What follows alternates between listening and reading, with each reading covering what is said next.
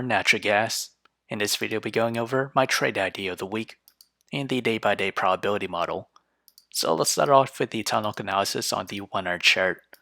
We have dipped into negative MACD territory. We did bounce right off the 100 moving average, this orange line at a price of $4.80.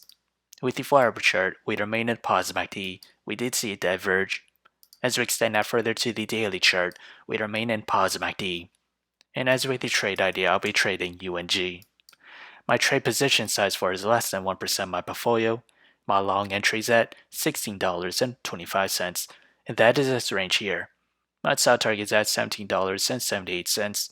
My stop loss is at $15.72. However, if I were to open a short position, my entry is at $18.19.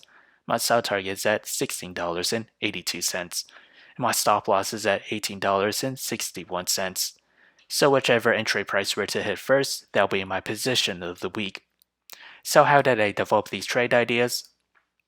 It all comes from the day-by-day probability model, and as we progress to the 5th day or week of trading, natural gas has a 58% chance to climb between 0 to 6%.